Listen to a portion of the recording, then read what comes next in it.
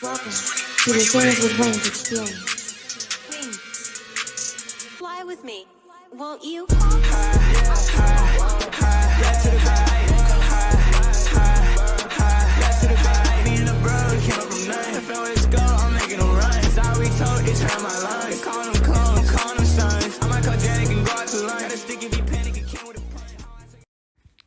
Peace. What's good, guys? How's it going? Hope you guys are doing well.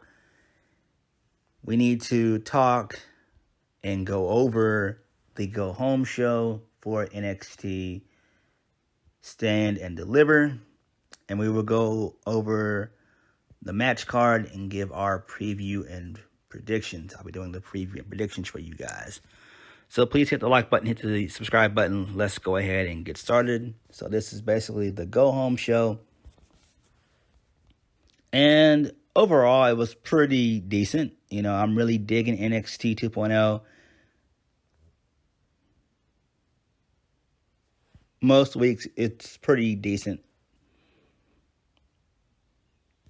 So, we kicked the show off with Imperium versus LA Knight and MSK.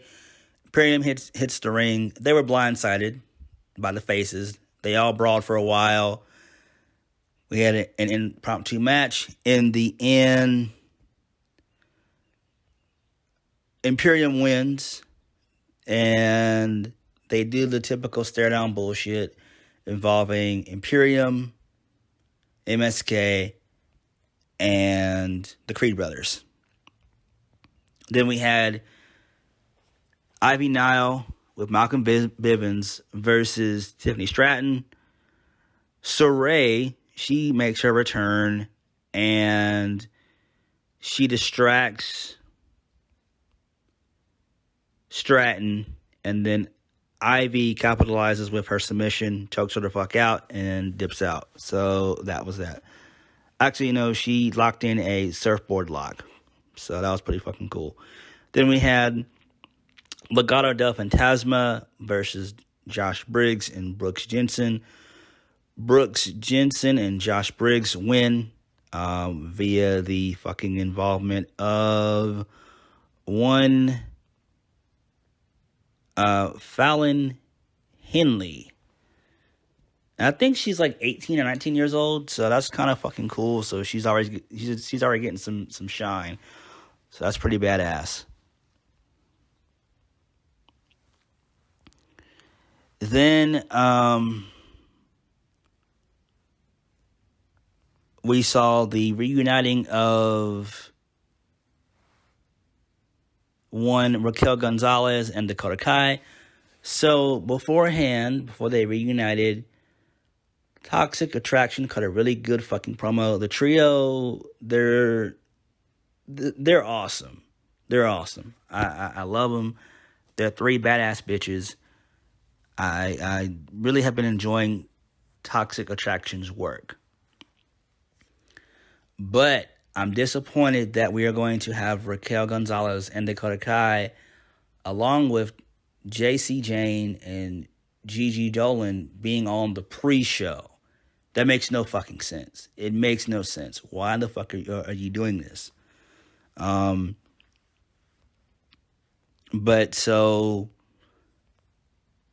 Raquel and Kai, they reunited again, and you know, that was that. Then we got a backstage promo by Tommaso Champa, really good promo like he always does. Then we have Von Wagner versus Bodie Hayward, and with Andre Chase. And so Von Wagner wins here. It took him a while. It took him about 5 minutes. It should have been a squash match, but it is what it is. But you guys know how high I am on Andre Chase. Really good fucking guy. I really love his character. But in the end, Von Wagner wins. And then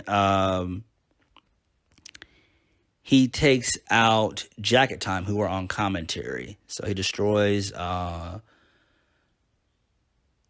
I forgot the other guy's name of Jacket Time. It doesn't matter. I know it's Kushida, and then it's Ikemen Jiro. So yeah. Then we had Joe Gacy with Harlan taking on Draco Anthony.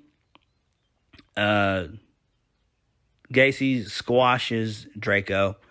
I don't know where this is going. You know, I'm really digging it though, but this story has to have some type of end game here. I do think that Anthony has a good look. I do think that Draco Anthony has a good look. He just needs to have a character to him, and I don't know what they can do with him, but I don't know. Then we saw the return of sexy-ass Nikkita Lyons taking on Salon Jacobs, and she wins with her leg drop to the face for the 1, 2, 3. And then we have the main event, the triple threat qualifier, last chance ladder match to qualify,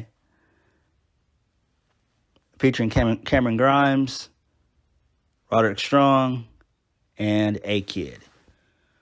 And earlier on in the night, I forgot to mention, earlier on in the night, there was a heartfelt promo / video package by Cameron Grimes. Cameron Grimes wins here via the cave-in, and then post-match, all the participants, they brawl, and we go off the air. So that was that. So overall, this was a pretty good little go-home show for NXT Stand and Deliver. Please hit the like button, comment down below, and subscribe for more videos.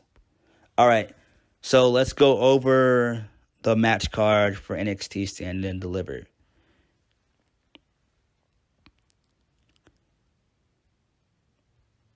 Tommaso Champa versus Tony D'Angelo.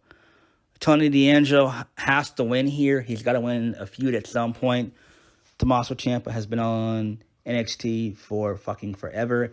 He's been there 5 years. He's been there 5 years, almost going on 6 years. It's time for Tommaso to go to the main roster. We know that his contract is up in June. That's fucking fine with me, but he needs to go to the main roster. So D'Angelo is going to win this one. Gunther versus LA Knight. To me, that's going to be one of the matches of the night. I feel like that's going to be a fucking absolute banger. We know that Gunther is going to go over. It makes sense. I think he's going to be the one to potentially dethrone Braun Breaker, and I'll come back to that when we go over the Dolph Ziggler versus Braun Breaker. I'll come back to that point again. But I do think it's time for LA Knight to go to the main roster. I do. He would do fairly well on either Raw or SmackDown, but right now SmackDown is utter shit. But I do think that having LA Knight there would make it just a little bit better. Then we have Index taking on Desure, Duke Hudson, and Persia Parada. And they're going to have like a little like showdown / dance off. So yeah, I don't really give a shit about that. You know, it is what it is. I didn't think that Dexter Lumis, he'll go to the main roster in due time as well. The NXT North American Championship ladder match. Carmelo Hayes versus Santos Escobar versus Grayson Waller versus Solo Sikoa versus Cameron Grimes. Cameron Grimes, hands down.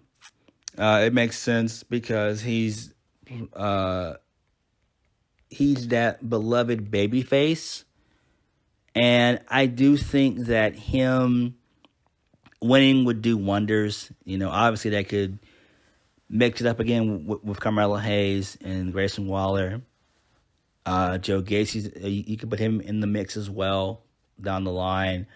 There's so many matches and stuff that they could do if Cameron Grimes does become champion. So I do think he will become champion. I do think it's time for Santos Escobar to go to the main roster along with the rest of Legado del Fantasma. It's just time. They don't fit the mold there, in my opinion. Then we have Cora Jade. The Fatal 4-Way for the NXT Women's Championship. Mandy Rose versus Cora Jade versus Io Shirai versus Kaylee Ray. Rose is going to win, obviously. I do think in due time, probably around SummerSlam weekend, they will do Mandy and Cora Jade. And I think around that time, we should have a new women's champion, that being Cora Jade. I do think it's time for Io to go to the main roster. You could put her on SmackDown. Kaylee Ray, she could still stay there. She could still be in the mix. Then we have Imperium versus MSK versus the Creed brothers. Imperium's going to retain. I think when they bring up Imperium, they're going to bring him up with Walter as well. So I wouldn't expect their call-up to be till about SummerSlam. Or after SummerSlam. And then we have Toxic Attraction, that being Gigi and JC taking on Dakota Kai and Raquel Gonzalez. Toxic will retain. And then we have the main event. Braun Breaker versus Dolph Ziggler for the NXT Championship. Braun Breaker. I do think that Walter will be the one, or Walter, a.k.a. Gunther, will be the one to dethrone Braun. And it makes sense because if you think about it, there is no one on that main event. In that main event, NXT title scene that really can do the job and be believable in doing it. Because they're going to lose so much. They're getting ready to lose Tommaso Champa, LA Knight, in due time Gunther. So I do think they're going to bring Braun to the main roster, no doubt. But it's not going to be right this second. I feel like they should let him hold the championship till SummerSlam and then bring him up, maybe like bring him up on Monday Night Raw, after SummerSlam. That's what I would do. I would bring him on Monday Night Raw after SummerSlam. To me, it makes the most sense. Because I just don't know, outside of Gunther, who else could Braun Breaker feud with, because nobody is really credible right now. Nobody. Everyone right now, to me, seems like a mid-carder, whether it's Solo Sikoa or Cameron Grimes. All these, maybe Cameron Grimes down the line, but I did think even by SummerSlam, he'll be on the main roster, I would imagine, by SummerSlam as well. But I just don't know. I really don't. But I do think that Gunther, in due time, around SummerSlam weekend, he'll be the new NXT champion. So on that note, thank you guys for watching. Please hit the like button, comment down below, and subscribe for more videos. So here's the schedule. So tomorrow, on Thursday, I will be doing the entire WrestleMania card, night 1 and night 2. I'll do the preview and predictions. Friday, as always, is going to be Impact. Now, Friday night, there's SmackDown, which I'm going to watch. There's the Hall of Fame I'm going to watch as well. But there's also GCW, and Impact's going to be doing their multiverse of matches. I will be doing a review on that. That'll be up on Saturday sometime. And then on Saturday, I will be doing the NXT Stand and Deliver review. And then Sunday, night 1 review. And then Monday, I will do night 2 of WrestleMania 38. So there's the schedule. Hit the like button, comment down below. Thank you guys for watching. I'll catch you guys later. Peace. Happy WrestleMania week. Peace.